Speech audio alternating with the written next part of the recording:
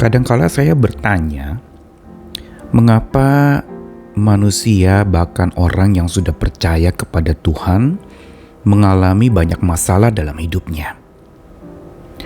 Dan belum pertanyaan itu terjawabkan, muncul pertanyaan kedua. Mengapa seorang percaya yang hidupnya sudah dekat dengan Tuhan, mengalami masalah yang tidak kunjung selesai? Panjang sekali, dan pergumulannya menjadi begitu tambah berat karena masalah bukan saja bertubi-tubi datang, bertambah-tambah, tetapi juga datangnya itu panjang waktunya, lama durasinya, tidak selesai-selesai. Kedua pertanyaan tadi adalah pertanyaan yang wajar yang terungkapkan. Dan saya sadar bahwa saya juga termasuk di dalam orang-orang yang wajar menanyakannya.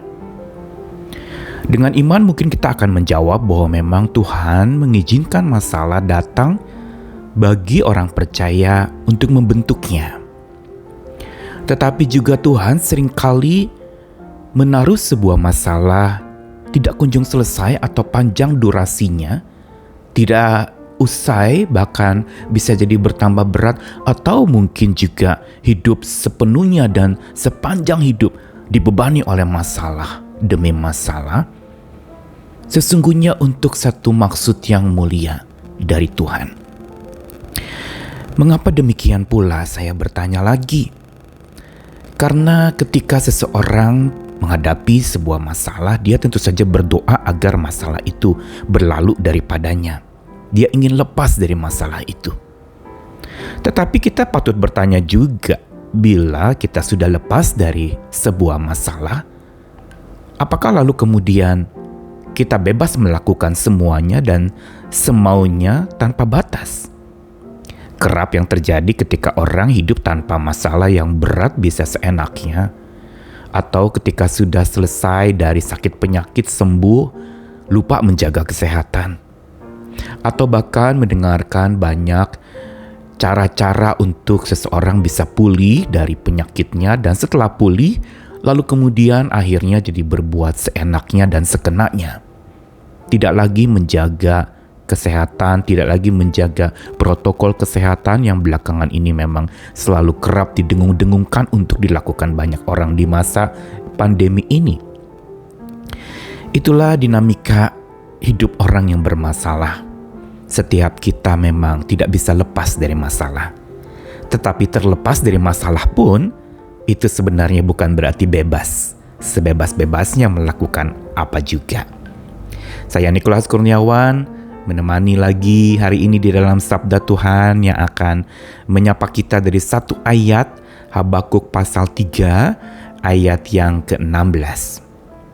Dalam doanya Habakuk mengatakan demikian, satu baitnya, ketika aku mendengarnya atau mendengar suara Tuhan yang bergemuruh datang menghampirinya, gemetarlah hatiku, mendengar bunyinya menggigilah bibirku, tulang-tulangku seakan-akan kemasukan sengal, dan aku gemetar di tempat aku berdiri. Namun dengan tenang akan kunantikan hari kesusahan yang akan mendatangi bangsa yang bergerombolan menyerang kami. Kitab Habakuk adalah kitab yang unik, menarik sekali, diawali dengan sebuah pertanyaan kepada Tuhan, mengapa orang percaya mengalami banyak pergumulan, dan mengapa justru orang-orang yang dipakai oleh Tuhan untuk menghasilkan masalah dan membebani orang dengan masalahnya, itu adalah orang-orang yang justru tidak takut akan Tuhan. Dan Habakuk tidak menemukan jawaban dari Tuhan mengapa masalah datang menimpa orang percaya. Tuhan hanya ingin mengingatkan bahwa orang benar akan hidup oleh percayanya dan bukan dari apa yang dilihatnya. Namun di dalam Habakuk pasal 3 ayat 16, dalam doa Habakuk meresponi apa yang Tuhan katakan untuk seseorang hidup dari imannya dan bukan dari apa kata orang atau apa yang dilihatnya. Habakuk mengalami sebuah perubahan cara pandang terhadap masalah yang terjadi yang menimpa hidupnya. Perhatikan di situ di dalam pasal 3 ayat 16 tadi, ketika Habakuk mendengarkan akan suara Tuhan yang mengadakan sebuah kedaulatan untuk menunjukkan masalah atau membebani orang-orang yang ada di dalam dunia ini atau umat pilihan Tuhan, maka Habakuk merasa gemetar hatinya. Dia menggigil bibirnya, dan dikatakan tulang-tulangnya itu seakan-akan kemasukan sengal. Dia mengalami kegemetaran di tempat dia berdiri. Tapi perhatikan peralihan ini terjadi ketika dia mengatakan, dengan tenang akan kunantikan hari kesusahan. Mengapa Habakuk mengatakan dengan tenang akan kunantikan hari kesusahan? Berarti dengan tenang pula dia menantikan problem atau masalah hidup? Berarti dengan tenang pula dia menantikan akan kerusakan atau pergumulan yang lebih berat lagi, yang dikatakan akan mendatangi bangsa yang bergerombol menyerang mereka, orang-orang percaya? Di balik ungkapan dengan tenang akan kunantikan hari kesusahan, Habakuk sesungguhnya menunjukkan kepada setiap kita tentang bagaimana sikap seorang percaya terhadap masalah yang tidak didapatkan jawabannya mengapa itu terjadi. Yaitu ketika masalah datang dan kita bertanya serta tidak mendapatkan jawabannya, pada saat itulah sebenarnya kita harus berjaga-jaga dan berwaspada. Masalah ada agar kita hidup waspada.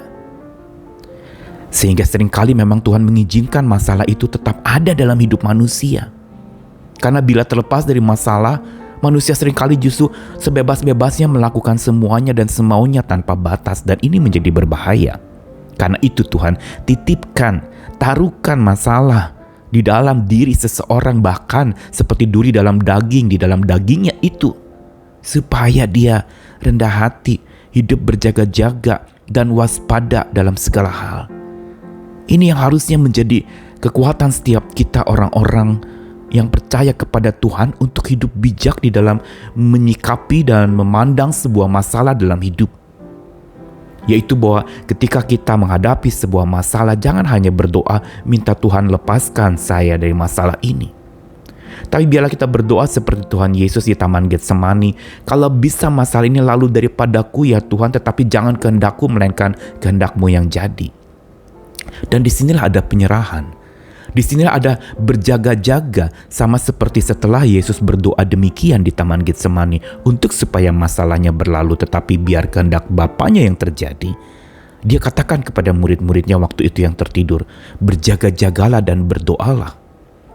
Dengan kata lain bahwa memang masalah diizinkan Tuhan tetap ada, bahkan bertubi-tubi dan tidak usai-usai, agar manusia berjaga-jaga, agar manusia hidup berwaspada. Inilah mata iman, inilah mata hikmat. Mata iman dan hikmat yang bergabung jadi satu, yaitu saya percaya dengan kebijaksanaan yang daripada Tuhan, untuk supaya ketika saya menghadapi masalah yang Tuhan izinkan terjadi, saya tetap berjaga-jaga dan berwaspada. Karena masalah itu membuat saya akhirnya makin lebih dekat kepada Tuhan dan makin dikuatkan lagi oleh Tuhan dan makin menjadi pribadi-pribadi yang dewasa. Dan inilah juga yang menyebabkan Nabi Habakuk mempunyai alasan untuk dengan tenang kunantikan hari kesusahan itu.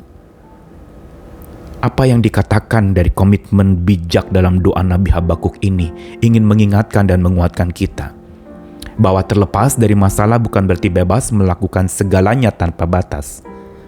Tetapi terkadang masalah diizinkan Tuhan tetap ada agar kita berjaga dan waspada, sehingga kita bisa tenang menghadapinya seperti Nabi Habakuk. Karena itu tetaplah bersandar kepada Tuhan di saat masalah datang atau masalah masih menetap dalam hidup belum selesai-selesai. Ingat bahwa di balik itu Tuhan punya misi membentuk kita.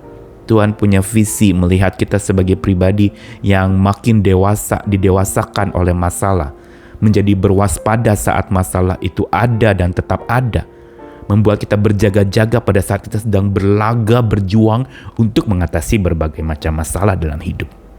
Selamat tetap berjuang, selamat tetap semangat oleh hikmat Tuhan. Jadilah pribadi yang bijak yang menghadapi masalah dengan kewaspadaan yang tinggi dan berjaga-jaga senantiasa. Tuhan mengasihi, Tuhan menjaga kita. Amin.